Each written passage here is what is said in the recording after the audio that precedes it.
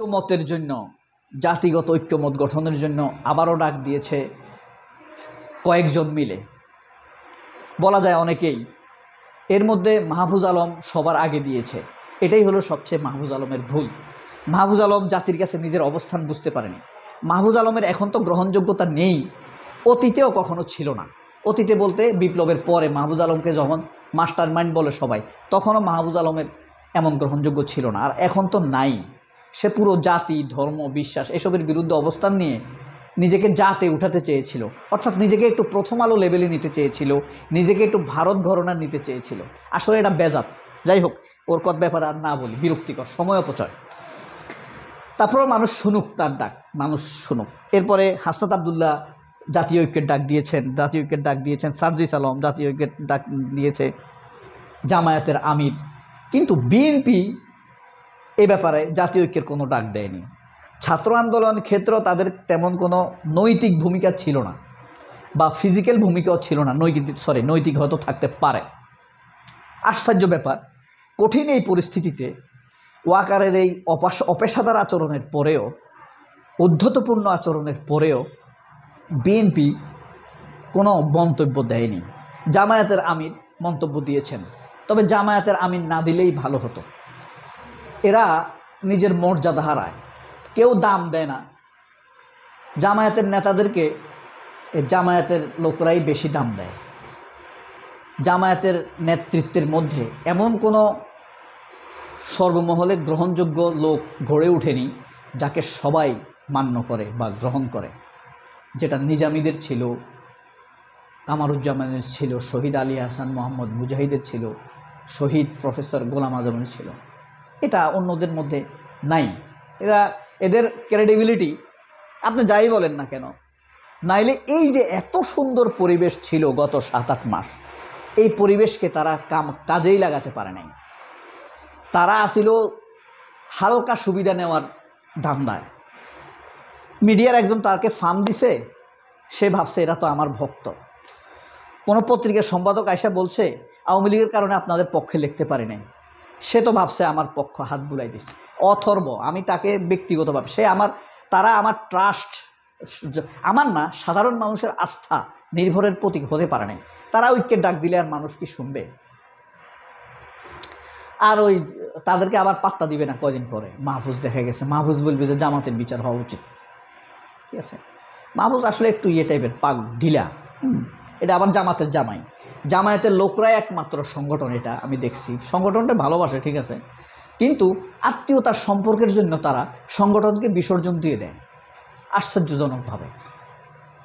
হ্যাঁ, এরা মানে আওয়ামী লীগের কোনো, তাদের ধরেন তার ব্যয়, জামায়াতের কোনো বড় নেতার ব্যয় আওয়ামী লীগ করে, সে ফোন করেই বলল যে ভাই এখন কি করব, এই সমস্যায় আছি, আপনাদের কিছু ইনফরমেশন দেন। সে গড়গড় করে ইনফরমেশন দিয়ে দিবে।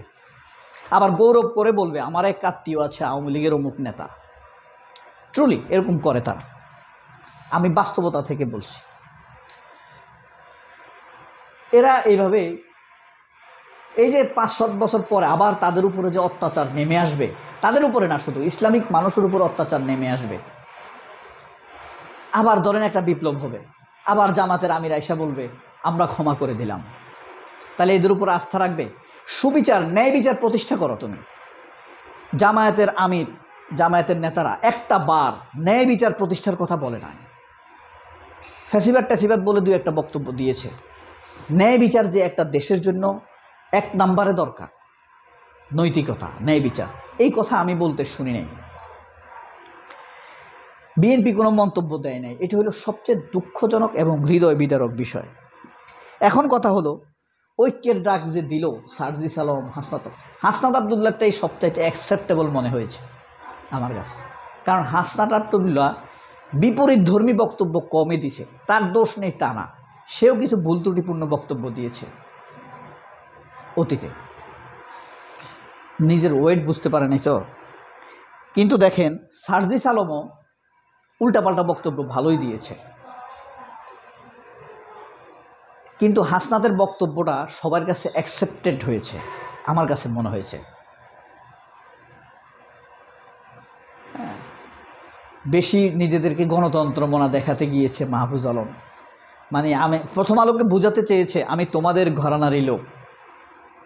মোর নাম এই বলে, হাস্যকর একটা কবিতা আছে না, মোর নাম এই বলে খ্যাত হোক আমি তোমাদেরই লোক। হাসান এই সার্জিস কি মাহফুজ আলম, এটা কিন্তু জামায়াত এলাকার জামাই, আত্মীয় স্বজন। হ্যাঁ, এই যে নাসিম ছিল না আগে আওয়ামী লীগের স্বরাষ্ট্রমন্ত্রী, জামায়াতের আত্মীয়। আব্দুল হামিদ জামায়াতের লোকদের আত্মীয়। দেখেন ন্যায় বিচার প্রতিষ্ঠার ক্ষেত্রে এদের জামায়াতের লোকদের একের পর এক ফাঁসি দিছে। কোনো আত্মীয় স্বজন কিছু করছে? বিএনপি সালাউদ্দিন কাদের চৌধুরীকে ফাঁসি দিছে, তার খালাতো ভাই সালমান এফ রহমান কোনো ভূমিকা নিছে? দলের বাইরে কোনো ভূমিকা নেয়নি। কিন্তু জামায়াতওয়ালারা একটা চোর, চিহ্নিত চোর বাটপারকে তাড়িয়ে যেতে সহযোগিতা করেছে। জামায়াতের সে আসনের শাহনেওয়াজ এই জাতীয় কিছু একটা নাম, ডাক্তার, নিজে গিয়ে তার শালা বা সম্বন্ধী বা দুলাভাইকে পার করে দিছে। এই কারণে জামাতের উপরে ভরসা মানুষ কম করে। যদিও বিএনপির তুলনায় এসব অপরাধ খুবই কম, কিন্তু জামাত একটা সাদা কাপড়। দেখেন এখানে যদি একটা কালো স্পট পড়ে, এটা অনেক দূর থেকে কিন্তু দেখা যাবে। আর বিএনপি অপরাধ, আওয়ামী লীগ ধরেন অপরাধ করতে করতে পুরা তাদের পতাকাটাই কালো। এখানে হাজার হাজার স্পট, গুম খুন ধর্ষণ আপনি দেখা যাবে না। আবার সাংবাদিকরা ডেকে রাখতে চায়।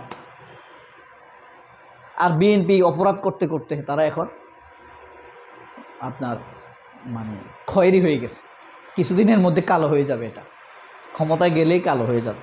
ক্ষমতা যাওয়ার সম্ভাবনা যদিও খুবই কম। তাহলে বুঝেন এই ঐক্যের ডাক বিএনপি দিল না। ডাকলে হয়তো আসবে, তুচ্ছতাচ্ছিল্য কথা বলবে, হ্যাঁ ব্যয় করে কথা বলবে, ডেকেছে গিয়েছি গুরুত্ব দিয়ে কথা বলবে না। কারণ ওয়াকার চায় ইউনূস চলে যাক, বিরক্ত করলে ইউনূস চলে যাবে। ভারত চায় ইউনূস চলে যাক, বিএনপির ভারতপন্থীরাও চায় ইউনূস চলে যাক। বাংলাদেশের ভিতরে প্রথম আলো, ডেইলি স্টার, উদিসি, সিপিবি, ছায়ানট, ছাত্র ইউনিয়ন, ছাত্রফ্রন্ট এরাও চায় ইউনূস চলে যান। তবে মনে রাখবেন হাসিনা কিন্তু আন্তর্জাতিক স্বীকৃত অপরাধী, জাতিসংঘ স্বীকৃত মানবাধিকার লঙ্ঘনকারী। এটা বুঝতে হবে। জাতিসংঘে বলছে, জামায়াতকে বলে নাই, কিন্তু আওয়ামী লীগকে বলছে হত্যাকারী, গণহত্যাকারী, গণহত্যার আপনার সুপার কমান্ডার। এটা কিন্তু ভলকার, এই যে জাতিসংঘের রিপোর্ট বেরিয়েছে, ডক্টর ইউনূসের 1 নম্বর কাজ এটাই হয়েছে। বিচারটা করতে পারলে আরও ভালো হতো। যাক, আশা করি পারবেন। আমরা ইউনূস নয়, ইউনূসের মতো যারা দেশের পক্ষে থাকবে তাদেরও পক্ষে থাকবো, সেনাবাহিনীরও পক্ষে থাকবো। কিন্তু যারা সেনাবাহিনীর ভাবমূর্তি নষ্ট করছে, ওয়াকারের মতো বা আরও যারা আছে ওয়াকারের অধীনে 50, 60, 120, মাত্র 200 মানুষের জন্য ভাবমূর্তি সেনাবাহিনীর নষ্ট হওয়া উচিত না? উচিত না। আমরা তাদের বিরুদ্ধে বলবো, ওয়াকারের পদত্যাগ চাইবো। সবাই অনেক ভালো থাকবেন। আল্লাহ হাফেজ। আসসালামু আলাইকুম।